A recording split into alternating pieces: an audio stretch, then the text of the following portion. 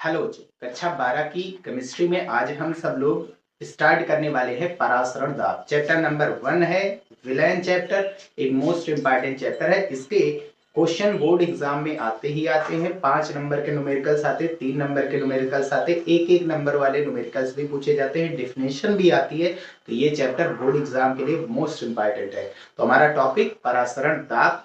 इसमें हम सब लोग पहले ये जानेंगे कि परासरण होता क्या है, अर्धपारगम्य झिल्ली का यूज इसमें क्यों किया जाता है, और साथ ही साथ इसके लिए क्या क्या आपके प्रतिबंध होने चाहिए परासरण दाब के लिए। ठीक है, तो ये चीजें हो गई परासरण दाब पढ़ना। फिर प्रतिलोम परासरण क्या होता है, सम परासरी विलयन, अति परासरी विलयन, अल्प परासरी विलयन क्या होते हैं, और फिर इसके बाद हम सब लोग इसके न्यूमेरिकल्स को सॉल्व करेंगे। तो आप सभी बच्चों का हमारे अपने प्यारे से यूट्यूब चैनल आदर्श बालाजी सॉल्यूशन पर स्वागत है। मोस्ट इंपॉर्टेंट वीडियो है, तो इसलिए इस वीडियो में लास्ट तक बने रहिएगा।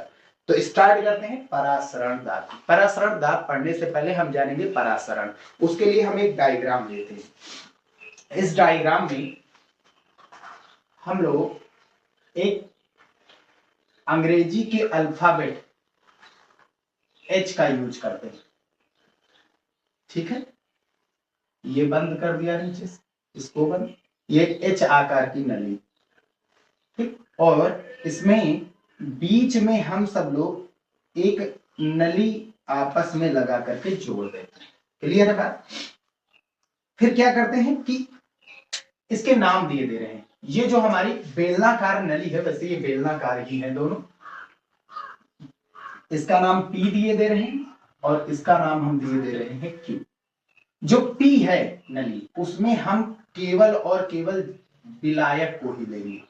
एक विलयन हम तैयार करेंगे जिसमें से इस P वाली नली में हम लोग केवल और केवल विलायक भरेंगे। मतलब केवल और केवल जल को भरिए। आप कोई भी लिक्विड ले सकते हैं। तो कहने का मतलब एक तरीके का शुद्ध विलायक के रूप में हमने इसमें लिया है जल, कुछ और है ही नहीं। ठीक है भैया। और जो पास वाली जो नली है, इसमें हम सब लोग भरेंगे विलायक, यानी जल तो लेंगे ही लेंगे और कुछ विलेय की मात्रा भी लेंगे। कुछ विलायक और कुछ विलेय की मात्रा लेंगे। ठीक है, दोनों चीजें हम इसमें लेंगे। ठीक है, तो इसमें दो चीजें भरे, आपके विलायक भी है इसमें भरा हुआ, आपका विलेय भी है। तो दो चीजों में, कहने का मतलब एक तरीके का ये विलयन है। ये क्या है, हमने एक में विलयन तैयार किया है और दूसरे में केवल और केवल विलायक लिया है। क्या लिया भैया, विलायक।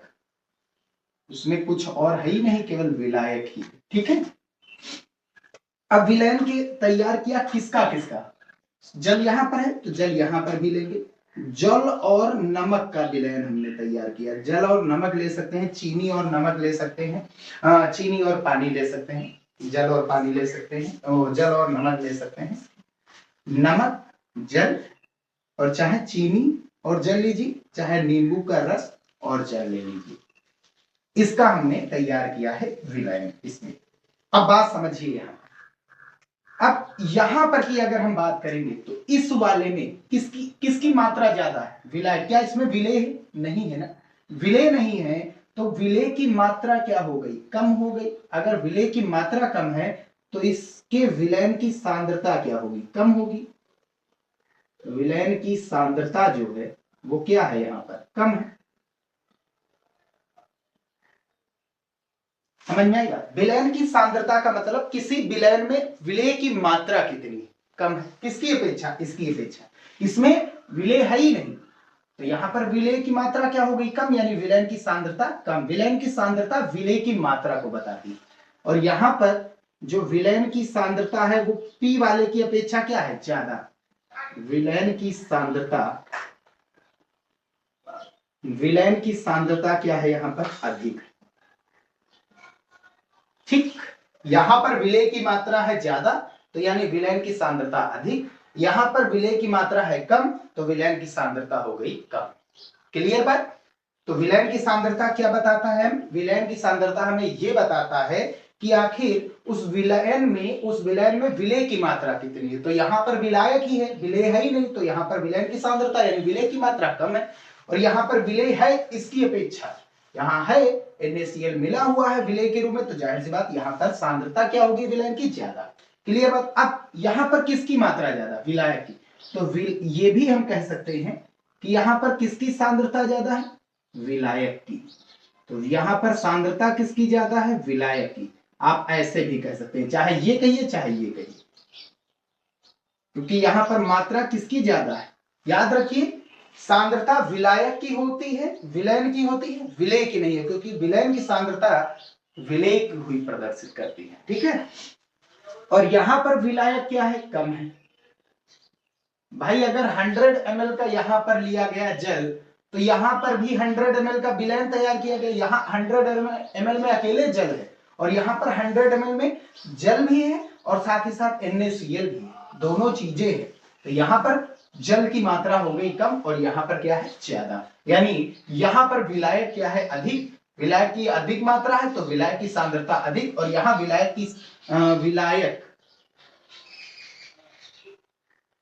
की सांद्रता हो गई कम।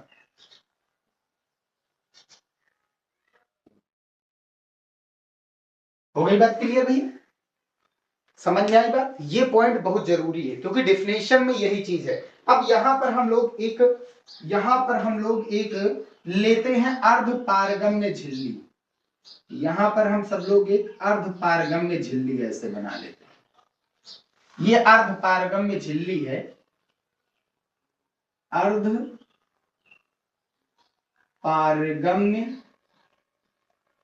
अर्धपारगम्य झिल्ली। ठीक, अर्धपारगम्य झिल्ली, इसका काम क्या होता है, ये एक ऐसी झिल्ली होती है जो अपने से होकर विलय को जाने ही नहीं देती। ये विलय को नहीं जाने देती, विलय के प्रवाह को रोकती है, और ये केवल जाने किसको देती है, ये जाने देती है केवल और केवल विलायक। और विलायक के रूप में क्या लिया गया है, जल। तो ये एक ऐसी झिल्ली होती है जो अपने से होकर केवल और केवल विलायक को जाने देगा, यानी पानी को जाने देगा, विलय को जाने नहीं देता है। ठीक है, तो अब ये चीज बताइए, अगर हम सब लोग यहां पर परासरण की परिभाषा बनाए तो समझिए बात कैसे। ये चीज बताइए कि कौन कहां जाएगा, यहां पर किसकी, ये किसको जाने देगा, केवल विलायक को, विलय को जाने नहीं देगा, काम ही खत्म। बताओ विलायक की मात्रा किधर ज्यादा है, अगर विलायक को ये जाने देगा तो विलायक की मात्रा कहां ज्यादा है, विलायक की मात्रा यहां ज्यादा है, और यहां पर विलायक क्या है, कम।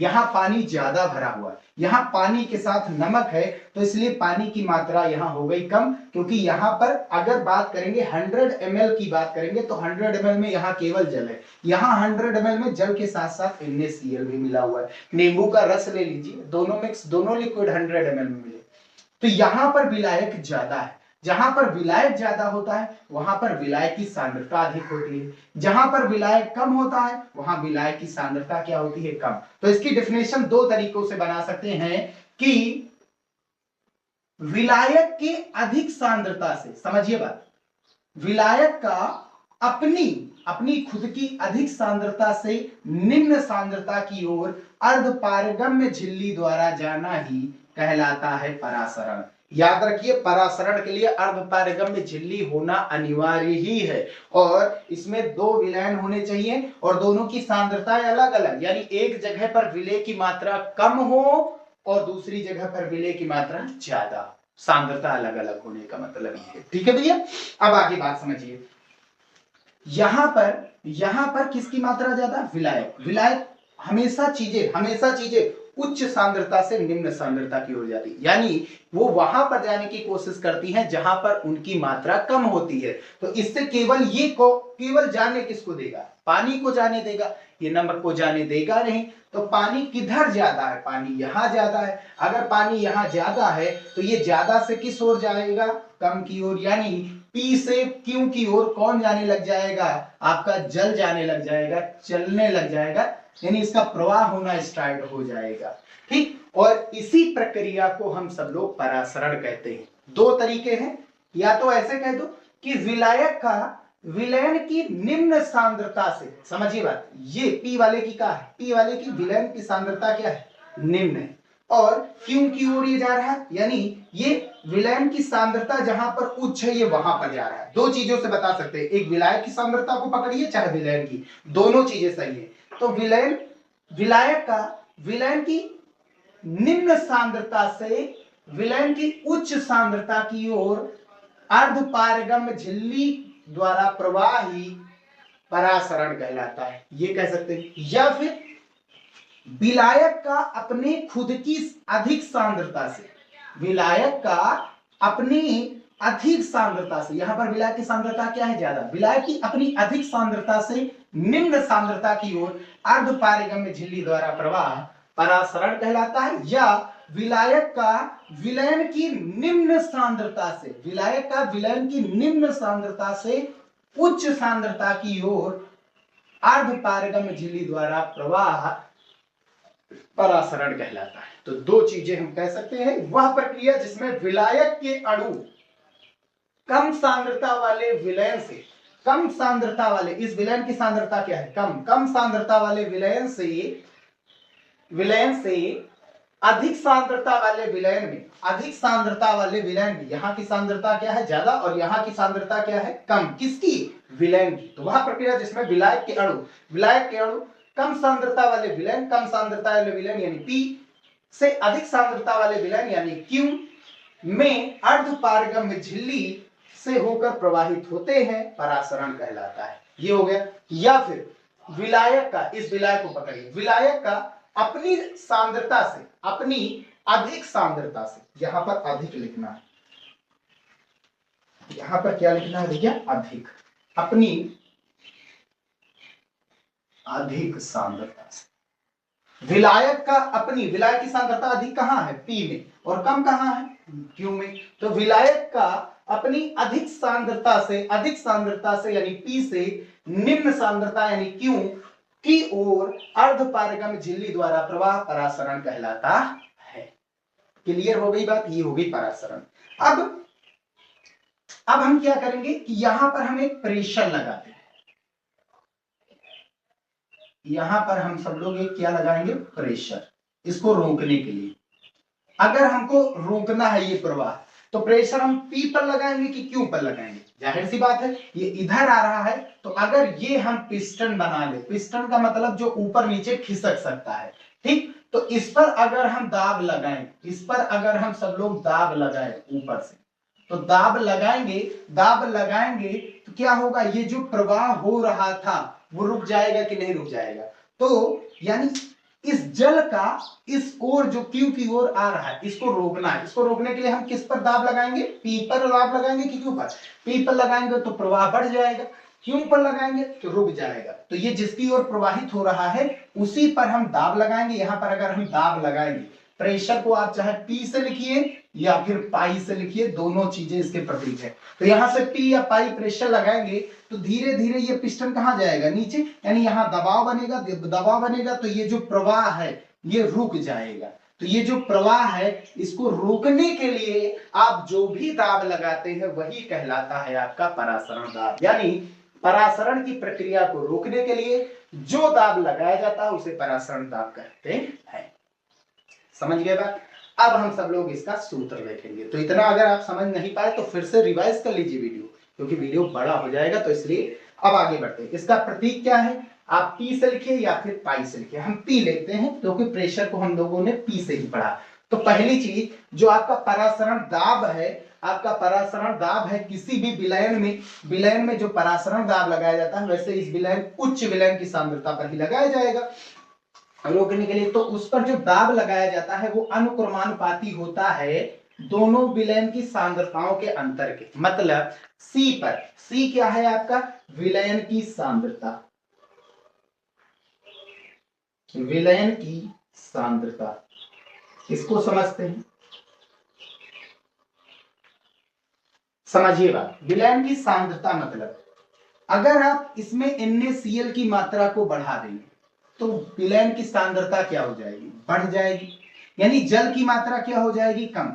यहां जल की मात्रा अगर कम हो गई, समझिए बात, विलयन की सांद्रता मतलब विलेय की मात्रा, विलयन की सांद्रता का मतलब विलेय की मात्रा, और विलेय किसमें मिला है, विलय मिला है क्यों वाले में, तो इसमें अगर विलय की मात्रा बढ़ाएंगे, विलय की मात्रा मतलब NaCl बढ़ाएंगे तो घटेगा कौन, अगर आप NaCl को बढ़ा दिए यहां पर तो घट कौन जाएगा, H2O की मात्रा आपको घटानी पड़ेगी, घटानी पड़ेगी। तो जल की मात्रा अगर यहां पर कम हो गई और तो यहां पर जल की मात्रा क्या हो जाएगी, अंतर जल का क्या हो जाएगा, ज्यादा, जल का अंतर ज्यादा हो जाएगा। समझिए यहां जल कम हो गया और यहां जल ज्यादा हो गया, तो यहां पर यहां से जल तेजी के साथ जाने लगेगा कि नहीं लगा, जाने लगेगा।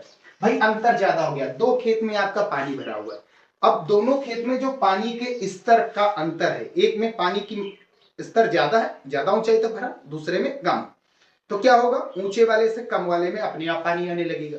यही चीज यहां पर हो रहा है, जहां पर जिसकी मात्रा ज्यादा होती वो वहां से वहां को जाने का प्रयास करता है जहां पर उसकी मात्रा कम। अगर ये स्तर का अंतर और हम बढ़ा दें तो पानी तेजी के साथ जाने लग जाएगा। सेम वही चीज अगर हम इन दोनों में जल की मात्रा को क्या कर दे, कम कर दे, क्या बढ़ा करके, विलयन की सांद्रता यानी विलय की मात्रा अगर बढ़ाएंगे तो पानी तेजी के साथ जाने लग जाएगा, और पानी तेजी के साथ जाने लग जाएगा तो यहां पर दाब और ज्यादा बढ़ाना पड़ेगा, दाब बढ़ाएंगे तो ये प्रवाह फिर रुकेगा, भाई उस पानी को रोकने के लिए और ज्यादा दाब लगाना पड़ेगा।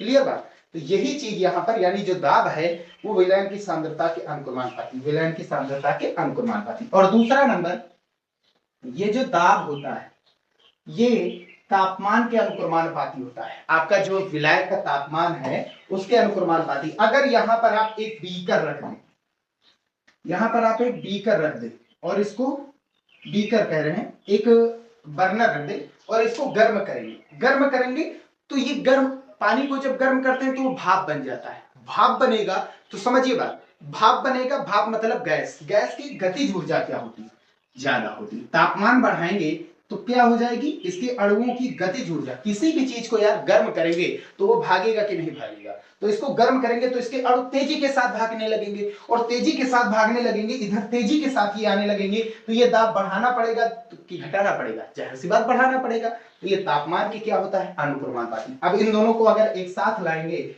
इन दोनों को एक साथ लाएंगे तो P किनके किनके अनुक्रमानुपाती होता है, C के भी और P के भी, और अनुक्रमानुपाती का जब चिन्ह हटाते हैं तो यहां पर एक नियतांक जुड़ता है, उस नियतांक के रूप में आप चाहे R ले लीजिए, आप चाहे S ले लीजिए, जहां R क्या होता है, आपका विलयन नियतांक होता है, ये विलयन नियतांक होता है, नीचे लिखे दे रहे हैं, विलयन नियतांक होता है, विलयन नियतांक। क्लियर है बात भैया, आगे ये चीज क्लियर हो गया।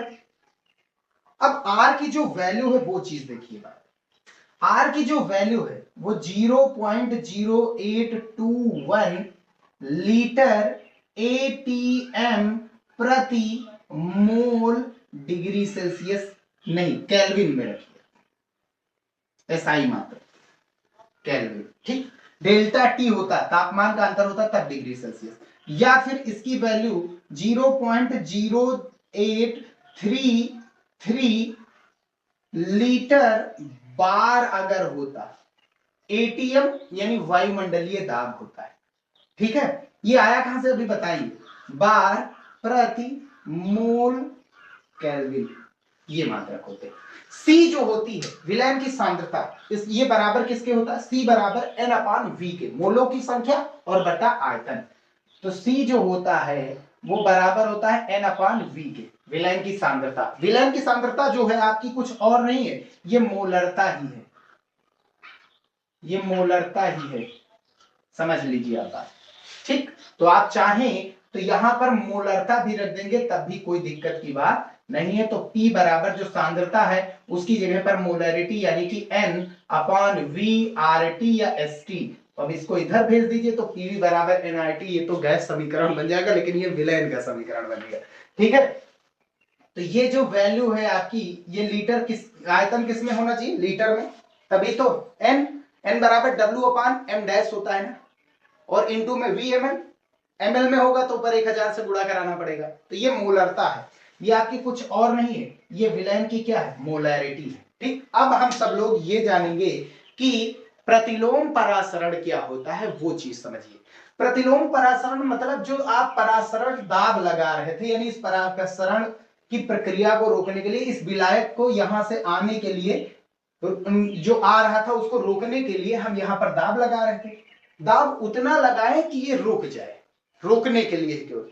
लेकिन अगर ये दाब रोकने से और ज्यादा लगा देंगे, यानी ये दाब और ज्यादा लगा देंगे, जो परासरण दाब है उससे ज्यादा दाब लगा दें, यानी हम दाब लगाए रुक गया, लेकिन और ज्यादा जब दाब लगाएंगे तो यहाँ का कौन जाने लग जाएगा, यहाँ का H2O जाएगा, NaCl जा नहीं पाएगा, अर्धपारगम झिल्ली NaCl को जाने नहीं देगा, ये केवल विलायक को जाने देता है। तो विलायक यानी यहाँ का जो जल है वो इस ओर आने लग जाएगा, यानी यहाँ का NaCl नहीं जा पाएगा, यहाँ से केवल और केवल क्या जाने लग जाएगा, केवल जल ही जा पाएगा। तो ये जो उल्टी प्रक्रिया है, परासरण दाब से अतिरिक्त दाब जब लगाया जाता है विलयन पर या उच्च सांद्रता वाले विलयन पर, तो इसका जल जो है उच्च सांद्रता की ओर, यानी अधिक सांद्रता से जल जो है विलयन की अधिक सांद्रता से निम्न सांद्रता की ओर जाने लग जाएगा। क्लियर बात, यानी जल जहां पर कम है वहां से उधर जाने लग जाएगा जहां पर जल की मात्रा क्या है, ज्यादा। तो ये जो प्रक्रिया होती है ये प्रतिलोम परासरण दाब कहलाती है। इसके लिए प्रतिलोम परासरण दाब जो कि आपके परासरण दाब से अतिरिक्त होता है। ये यूज कहां पर होता है, तो समुद्री जल में हम जानते हैं कि लवण होता है मिला, नमक के साथ जल होता है, ठीक है। तो अगर हम वहां पर प्रेशर लगाएं और यहां पर एक लगा दे अर्धपारगम झिल्ली, तो यहां से NaCl तो जा नहीं पाएगा, केवल वाटर ही, शुद्ध जल ही इससे जा पाएगा, और उस शुद्ध जल को हम पीने लायक बनाते हैं। तो समुद्री जल को कैसे पीने लायक बनाया जाता है, प्रतिलोम परासरण दाब लगा करके। इसकी परिभाषा देखते हैं, फिर आगे बढ़ते हैं न्यूमेरिकल पर। तो आगे हम देखते हैं प्रतिलोम परासरण। जब विलयन पर उसके परासरण दाब से अधिक दाब लगाते हैं तो अर्धपारगम झिल्ली द्वारा विलयन से विलायक का प्रवाह शुद्ध विलायक की ओर होने लगता है। इस प्रक्रिया को प्रतिलोम परासरण कहते हैं। इसका प्रयोग समुद्री जल एवं कठोर जल आदि को शुद्ध करने में किया जाता है। यानी इधर जो हम सब लोग दाब लगा रहे हैं, वो दाब जो है, जो दाब लगा रहे हैं वो आपके परासरण दाब, समझिए बात, परासरण दाब को अगर हम पाई से लगाएं, पाई से लेंगे तो पाई से ग्रेटर देन यहां पर हम सब लोग प्रतिलोम परासरण दाब लगाएंगे, ठीक है। तो यहां पर जो दाब है वो आपके परासरण दाब से अगर ज्यादा लग गया तो यहां से भाई दाब अगर ज्यादा लग गया, यहां पर प्रेशर ज्यादा है, तो यहां से पानी किधर जाने लग जाएगा, इस ओर जाने लग जाएगा, यानी अर्धपारगम झिल्ली, तो ये केवल और केवल किसको जाने देगा, पानी को ही जाने देगा। तो वाटर यहां से इस ओर जाने लग जाएगा, उल्टा जाने लग जाएगा, ठीक है। इसी को कहा जाता है प्रतिलोम परासरण। इसकी खास बात क्या होती है कि आपको जो दाब लगाना है विलयन पर वो परासरण दाब से अधिक लगाना है। अब ऐसे दो विलयन जिनके परासरण दाब समान हो समपरासरी विलयन कहलाते हैं, यानी इनके लिए जो P1 है वो P2 के क्या हो जाएगा, बराबर। तो P1 बराबर P2 हो जाएगा। तो उस केस में P1 बराबर P2 से आपका फार्मूला रख दीजिए, CST होता है या CRT होता है। तो ये CRT समान ताप पर अगर होंगे तो समझिए इसकी सांद्रता C1 तो इसकी सांद्रता C2, ताप समान है और सांद्रताएं क्या होंगी, अलग अलग, और उनके प्रेशर क्या हो जाए इस केस में, सेम। तो जरूर से जरूर समझिए बात, ये IT से IT खत्म, तो C1 बराबर क्या हो जाएगा, C2। अगर उनकी सांद्रता समान रही होगी तो सांद्रता समान, तो CR और तापमान अलग अलग, एक T1 और CR एक हो गया T2, तो CR से CR कैंसिल, T1 किसके बराबर हो जाएगा, T2 के। तो या तो आपका समपरासरी विलयन में या तो विलयन की सांद्रता समान होगी और या तो उनके तापमान, ठीक है। एक चीज नियत रखा जाएगा तो दूसरा चीज जरूर बराबर हो जाएगा। ये चीज तो क्लियर है बात भाई, जाहिर सी बात, अगर तापमान सेम है तो C1 C2 के ही तो बराबर आएगा, सांद्रता बराबर है तभी तो परासरण दाब हो गया बराबर, ठीक है। ये तो तापमान बराबर, सांद्रता फिक्स पहले से ही थी, बराबर थी, और तापमान अलग अलग था, तो तापमान समपरासरी हुआ तो तापमान भी अपने आप बराबर हो जाएगा। जिस विलयन, अच्छा वे दो विलयन जिनमें, अगर दो विलयन की बात की जा रही है, समझिए बात, दो विलयन में जिस विलयन का परासरण दाब अधिक होता है उसे अति परासरी विलयन, तथा जिस विलयन का परासरण दाब जिसका परासरण दाब कम हो उसे अल्प परासरी विलयन भी कहते हैं, ये चीज याद रखिए।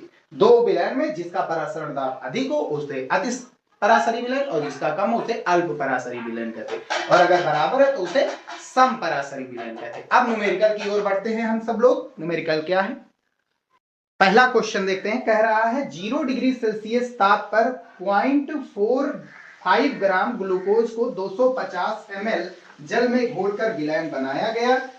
इसका परासरण दाब क्या है? R बराबर 0.0821 लीटर एटीएम प्रति केल्विन मोल है, ये हमें गिवन। ठीक, तो तापमान कितना दिया गया है? 0 डिग्री सेल्सियस। इसको सबसे पहले हम सब लोग केल्विन में चेंज करेंगे, यानी 273 जोड़ेंगे। तो 0 में 273 जोड़ा तो ये कितना आया? 273 ही आएगा। और आपका यहाँ पर ग्लूकोज की मात्रा दी गई है। ग्लूकोज का जलीय विलयन है, ग्लूकोज जो है जल में डाला गया है। ग्लूकोज जो एनर्जी देता है ना, पीते हैं हम सब लोग जल में डाल करके, पानी में डाल करके, तो वो कितना ग्राम लिया गया है? 0.45 ग्राम लिया गया। कितने ml जल में? 250 ml जल में, यानी कि ये सभी मिल करके 250 ml का जलीय विलयन बनाते हैं। आपको परासरण दाब बताना, R का मान दिया गया है। जनरली हम R का मान यूज करेंगे 1/12, बस ये याद रखिए। 1/12 आसान हो जाएगा। चलिए अब आगे देखते हैं। तो हम सब लोग सबसे पहले P का फार्मूला हम जानते हैं। P बराबर CRT या CST आया था कि नहीं आया था? आया था। C क्या है? विलयन की मोलरता, तो मोलरिटी निकालो पहले। W गुणा 1000 बटा m डैश यानी मॉलिक्यूलर मास विलेय का, और इनटू में V किसमें दिया गया? ml, तो इसीलिए हमने 1000 से ऊपर गुणा करा दिया। अब W कितना है? विलेय की मात्रा, ग्लूकोज की मात्रा 0.45। ग्लूकोज का सूत्र C6H12O6, और कार्बन का भार कितना होता है? 12 ग्राम पर मोल। 6 लोग हैं तो 6 से गुणा। हाइड्रोजन का 1 होता है, 12 लोग हैं 12 से गुणा, और प्लस ऑक्सीजन का कितना होता है? 16। 6 लोग हैं तो 6 से गुणा। ओवरऑल ऐड कर, यू मल्टीप्लाई करा करके ऐड करेंगे तो 180 ग्राम पर मोल होगा। ठीक है, याद रखिए ग्लूकोज का। और इनटू में 1000 बटा एम डैश कितना आया है? एम डैश है ये आपका ग्लूकोज का अणु भार 180, और गुणा में V ml कितना दिया गया? 250। अब पॉइंट हटाएंगे तो 1 2 जीरो खत्म, और ये 0 से ये 0 खत्म।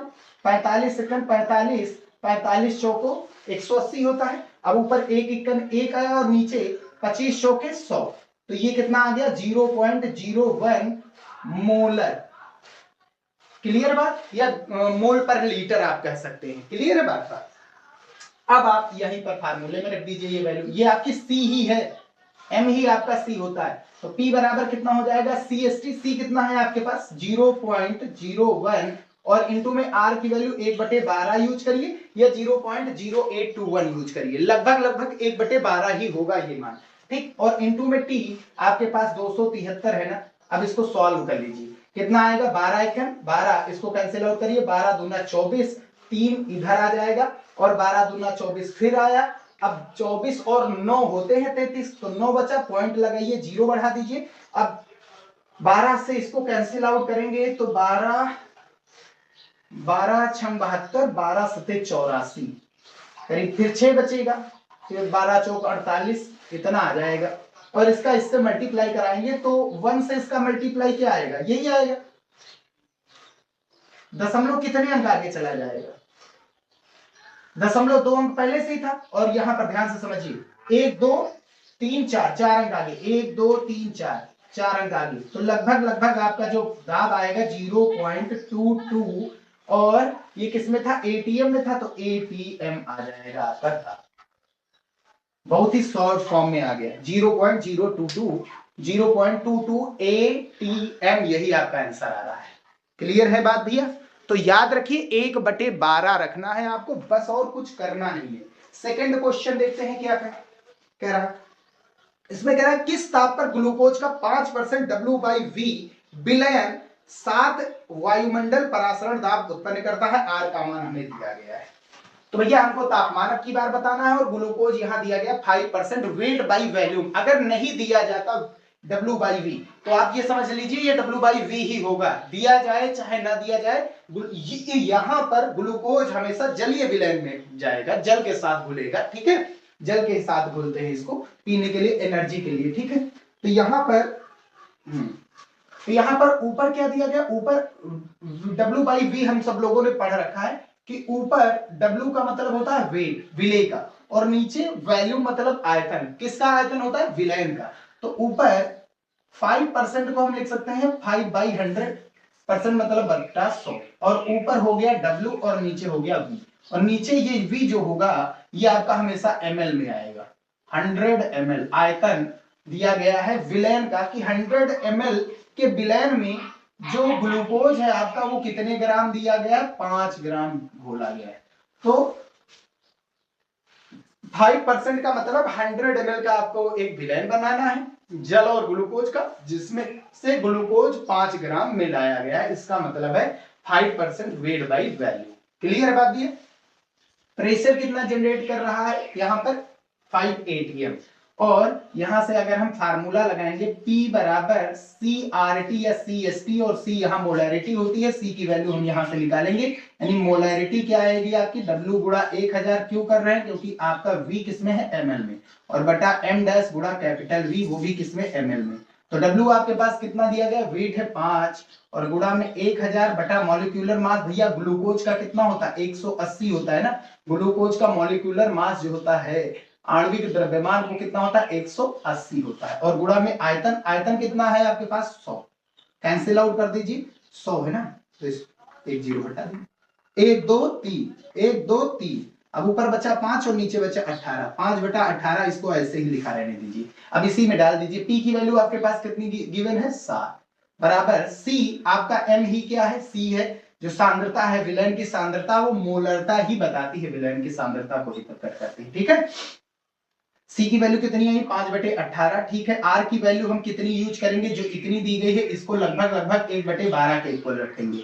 1/12 और इंटू में हमको टी फाइंड करना है। इन सभी को ऊपर ले जाओ, 5 को लाओ नीचे, तो 5 को ऐसे ही कैंसिल आउट कर दीजिए मन हो, या फिर इसको कैंसिल आउट करेंगे तो 2.4 आएगा ही। ठीक है, अब इसको ऊपर ले जाइए, इसको ऊपर ले जाइए, 7 से इसका गुणा करिए, 7 चौक 28 के 8, 7 चौक 28 के 8, बचा कितना? 2, और 7 दूनी 14 और 2 16, एक अंक आगे दशमलव, तो दशमलव, और ये 18 ऊपर चला जाएगा, और बराबर में क्या मिला हमें? टी। अब 18 8 144, बचा कितना? 14, 18 छक्का 18 7 126, 18 छक्का 108, 18 छक्का 108, 108 में 14 जोड़ दीजिए, 108 में 14 जोड़ेंगे तो 8 4 12 और 10 22, 122 के 2 बचे कितने? 12। अब 18 एकन 18 और 12 कितना हो गया? 30, एक अंक आगे दशमलव था, एक अंक आगे दशमलव लगा दे। ये आपका आ गया तापमान। किस में आया है? केल्विन में आया है। आप चाहें तो डिग्री सेल्सियस में चेंज कर सकते हैं। तो डिग्री सेल्सियस में चेंज करने के लिए हम क्या करते हैं? हम करते हैं 273 से माइनस, इसको 273 आप माइनस कर दीजिएगा बस। अगर आप डिग्री सेल्सियस दिया गया केल्विन में जोड़ते हैं, केल्विन में तोड़ते हैं, समझिए, डिग्री सेल्सियस को केल्विन में ले जाते हैं चेंज करने के लिए, तो आपको 273 जोड़ना पड़ता है। अब केल्विन को डिग्री सेल्सियस में लाना तो 273 घटाना, तो घटा देंगे, तो यहां से बचेगा कितना? इधर 27 और 2 कितना हो गया? 29.4 डिग्री सेल्सियस। ये आपका आंसर आ गया। ठीक, तो आंसर आपका आ रहा है 33.9, लगभग 306 आ रहा है। लगभग आप लिख दीजिएगा यहां पर आंसर।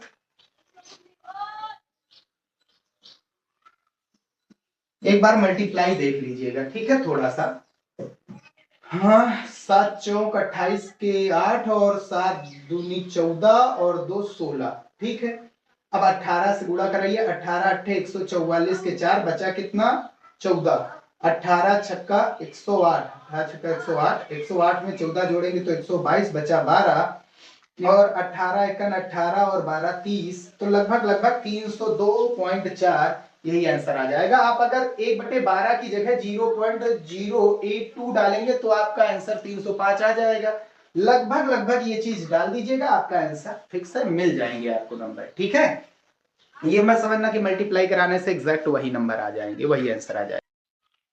लास्ट क्वेश्चन है इस वीडियो का, इसमें कह रहा है, ये इंपॉर्टेंट क्वेश्चन है, याद रखिएगा। ठीक है, हर एक टाइप के क्वेश्चन हो जाएंगे इसको करने से।